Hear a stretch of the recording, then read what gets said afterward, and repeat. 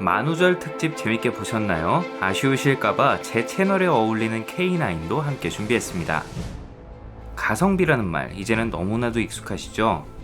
가격 대비 성능의 비율을 줄여 쓴 말로 주로 제품이나 서비스에 있어 소비자가 지급한 가격에 비해 그것의 효용성이 어느 정도인지를 논할 때 쓰는 용어입니다.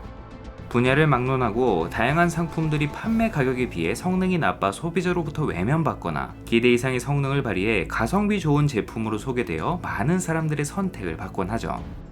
하지만 어떤 시장에서는 이 가성비를 논하는 것이 의미가 없어지기도 합니다. 오늘 소개할 이 모델이 참전한 럭셔리카 시장이 대표적이죠. 기아를 디자인 맛집으로 만든 세단 K 시리즈의 든든한 맏형이자 2002년 엔터프라이즈 이후 등장한 기아의 후륜구동 플래그십 세단. 모든 부분을 업그레이드한 2세대로 거듭났지만 치명적인 약점을 그대로 반영하면서 1세대와 놀랍도록 똑같은 평가를 받은 이번 시간에는 기아의 플래그십 세단 K9에 대해 알아보겠습니다.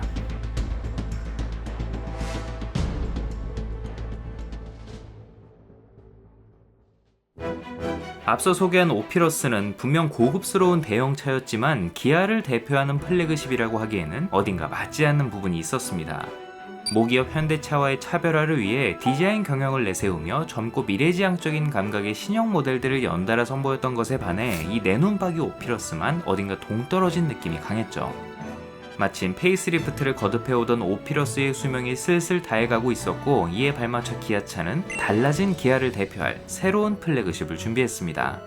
제네시스와 에쿠스, 체어맨 같은 국산 경쟁차는 물론 부쩍 늘어난 프리미엄 수입차에 대응하기 위해 내친 김에 오피러스의 한계점으로 지적받던 전륜구동까지 가로엎기로 결정. 그룹의 따끈한 후륜구동 플랫폼을 활용한 프로젝트 KH가 시작됐죠.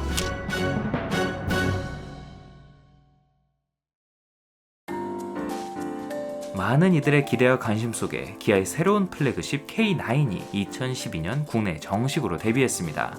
2009년 신형 에쿠스 이후 3년 만에 신차 발표회에 정몽구 회장이 직접 나설 만큼 그룹 차원에서도 기대를 건 모델이었죠. 코드명에서도 알 수 있듯 이 차는 오피러스의 후속이었고 차명은 오피러스 또는 엔터프라이즈라는 이름이 부활할 것으로 예상되기도 했지만 결국 세단 K 시리즈의 최고봉을 장식하는 의미의 K9으로 지어졌습니다. 오랜 기간 이어져온 오피러스가 고급차 시장에서 나름의 입지를 구축하긴 했습니다만 전륜구동이라는 약점이 꼬리표처럼 따라다니는 데다 앞서 K7, K5가 시장에서 돌풍을 일으키면서 이 K 브랜드에 대한 소비자들의 반응이 그 어느 때보다 긍정적인 상황이었기 때문에 체급과 구동 방식까지 바뀐 이 완전히 새로운 플래그십에 굳이 다른 이름을 붙일 필요가 없었죠. 가장 먼저 눈에 들어온 건 확 불어난 체급이었습니다. 전장과 전폭, 전고 등 모든 면에서 오피러스 대비 월등히 커졌고 무엇보다 후륜구동 구조에서 오는 긴 휠베이스와 짧은 프론트 오버행으로 안정감을 더한 측면, 휠하우스를 가득 메우는 멀티스포크 휠, 날카로운 램프 디자인으로 권위적인 느낌보다는 트렌드에 맞춰 장식을 절제하고 스포티한 분위기를 가미해 드디어 젊은 브랜드 기아의 플래그십다운 생김새로 거듭났죠. 특히 램프는 온통 LED로 채워 미래지향적인 인상을 만들어냈고 그 중에서도 사이드 미러가 통으로 번쩍이는 것 같은 이 사이드 리피터가 단연 압권이었어요. 다만 묘하게 이질적으로 느껴지는 부분들도 있었습니다. 여러 개의 렌즈가 촘촘히 박힌 헤드램프는 미래지향적인 분위기를 넘어 징그러워 보인다는 반응이 있었고 동생들과 마찬가지로 아가미를 연상케 하는 휀더 가니쉬를 추가했는데 약간 생뚱맞은 느낌도 들었고 무엇보다 어디서 본 듯한 느낌이 강하게 들었죠. 하지만 가장 큰 문제는 후륜구동 럭셔리 세단이라는 점에서 BMW를 닮은 것은 좋았지만 디자인까지 BMW를 빼닮았다는 점이 문제였습니다. 호랑이 코 그릴을 반으로 갈라 키드니 그릴로 만들면 영락없는 BMW의 모델이라고 해도 과언이 아닌 생김새였죠. 실제로 공개 당시 네티즌들은 물론 국내외 자동차 전문 매체 역시 지나칠 정도로 닮았다며 비난 여론이 일었어요. 가뜩이나 전작 오피러스마저 카피캣 논란을 겪었던 전적이 있었기 때문에 이쯤 되면 기아 플래그십의 전통 아니냐는 비아냥을 듣기도 했습니다. 일할 줄 알았다. 이 비아냥을 막는 데는 이중 접합 유리가 최고죠. 신속하게 실내로 들어왔는데요. 수평 기조의 실내는 기아의 브랜드 컬러인 붉은색 조명을 메인으로 다양한 전자장비들이 매력을 뽐냈고 넉넉하고 단정한 고급 세단의 분위기와 함께 고리타분한 기존 국산 고급차와는 완전히 결이 다른 첨단 감각이 물씬 느껴졌습니다. 특히 스웨이드 마감, 아이보리를 넘어 아예 화이트 시트로 꾸며진 실내를 실물로 접했을 때 느낌은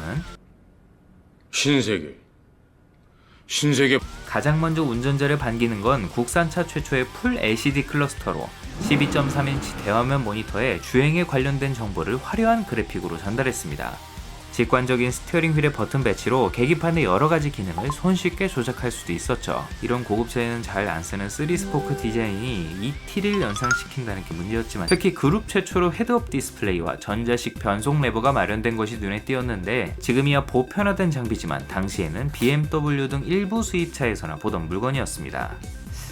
네, BMW. 여기에 국산차 중 가장 거대한 9.2인치 내비게이션, 도합 17개 스피커의 렉시콘 프리미엄 사운드, 어라운드 뷰, 기아차 최초로 스마트폰으로 원격 시동, 온도 조절 등을 할 수 있는 텔레매틱스 시스템 유보를 선보인 것도 좋은 구성이었습니다.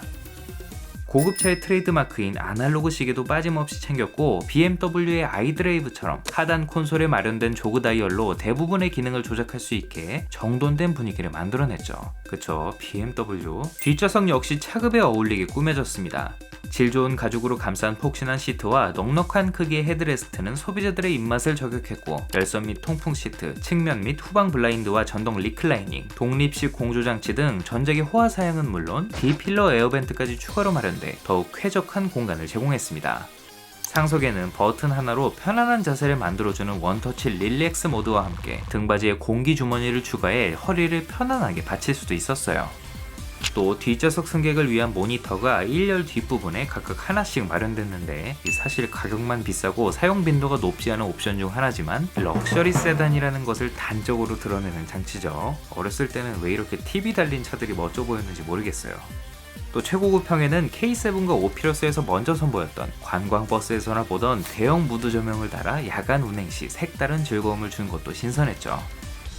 다만 아쉬움도 있었어요. 기아가 하이글로시에 미쳐있던 시절에 나온 차답게 우드그레인 대신 폭넓게 쓰인 하이글로시 패널은 먼지와 스크래치에 취약했고, 버튼의 작동 질감 같은 디테일도 예상했던 것보다는 좋지 않았습니다.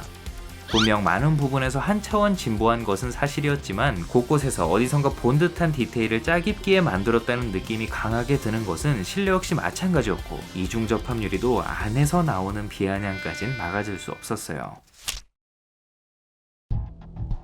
파워트레인은 현대기아차 고급 제품들이 공유하는 V6 3.3, 3.8L 람다 GDI 가솔린 엔진, 독자 개발한 신형 파워텍 8단 자동 변속기가 매칭됐습니다.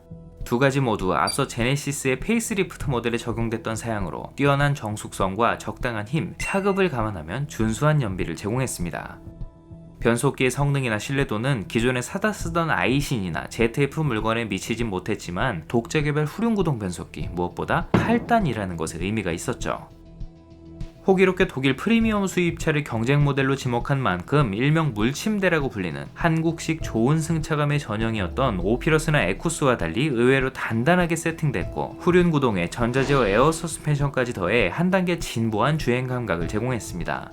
여기에 운전석 시트에 진동 알림 기능을 더한 차선 이탈 경보와 후측방 경보, 차간거리 조절과 완전 정차를 지원하는 어드밴스드 스마트 크루즈 컨트롤을 적용하는 등 주행 안전 및 편의 사양도 충실하게 갖췄죠. 다만 어디까지나 국산차로서 발전했을 뿐, 오피러스나 K7보다야 훨씬 나았지만 여전히 수입차에 비할 바는 아니라는 평가를 받았습니다. 특히 고속주행 안정성 부분에서 좋은 평가를 받지 못했어요. 이 밖에 에쿠스와 동급이라는 점을 내세운 것과 달리 8기통 라인업을 배제한 건 역시 신경 쓰이는 부분이었습니다.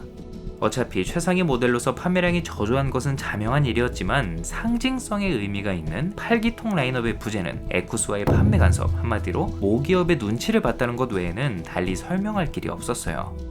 심지어 SUV 모하비에도 8기통 엔진이 탑재됐었는데, 플래그십 K9에 없는 게 말이 안 됐지만, 이건 백두혈통 파워로 밀어붙인 것 같고, 이 K9이 출시됐을 당시엔 이분이 다시 본가로 돌아갔죠. 2014년에는 많은 비판을 받은 전면부를 이식해 범퍼 및 그릴, 램프 구성 같은 소소한 디테일을 수정하고 옵션 구성을 달리한 연식 변경 모델이 출시됐습니다.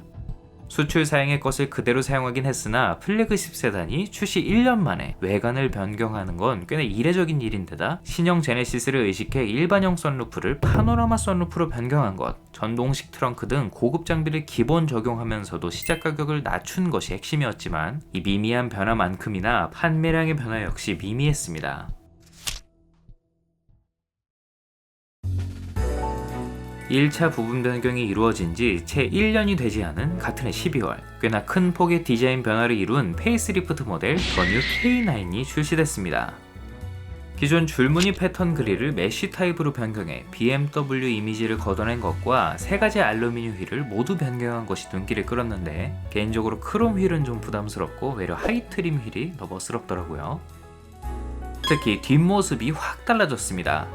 메리평 머플러 팁과 리어램프의 사이즈를 키워 더욱 넓고 묵직한 인상을 만들어냈고 덕분에 직전 모델보다 훨씬 보수적이고 고급차스러운 분위기를 풍겼어요. 리어램프의 내부 그래픽은 더 뉴 소렌토, 더 뉴 카니발 등과 통일감을 주기도 했죠. 또 이 시기 우버 블랙과 카카오 블랙 등 다양한 고급 택시 서비스가 활성화되기 시작하면서 영업용 번호판을 단 K9이 도로 위에 심심찮게 보이기도 했죠. 다만 출시 초 논란이 됐던 부분은 주로 앞모습이었는데 딱히 문제가 없었던 뒷모습의 변화가 집중됐다는 건 좀 의아한 지점이었어요. 실내의 변화는 크지 않았지만 이전에 배척하던 우드 그레인을 폭넓게 사용했고 부담스러운 화이트와 무난의 극치 블랙 2가지밖에 없어 사실상 선택지가 하나였던 내장 색상의 새로운 브라운, 후기형에는 베이지 컬러를 추가해 선택의 폭을 넓혔습니다. 최상위 트림에는 퀼팅 시트를 더해 남다른 느낌을 주기도 했죠. 파워트레인은 기존의 V6 GDI 파워트레인을 그대로 유지하는 대신 드디어 8기통 퀀텀을 추가해 명예회복에 나섰습니다. 엔진룸을 가득 채우는 V8 5.0L 타우 GDI 엔진과 이를 알리는 전용 레터링을 적용했고 엔진 무게 또한 상당했기 때문에 공차 중량만 2톤이 훌쩍 넘는 거구가 됐지만 최고 출력 425마력, 52kg 포스미터의 넉넉한 파워를 선사해 6기통 모델과는 결을 달리하는 여유로운 주행 감각을 제공했죠. 당연하게도 연비는 연료통에 구멍이 난 수준이었지만요. 프리미엄 수입차 부럽지 않은 정숙성은 여전했고 직전 모델의 단단한 승차감이 주 고객층의 성향과 동떨어져 있다는 지적을 수용해 서스펜션을 보다 부드럽게 세팅하면서 더 안락해졌습니다.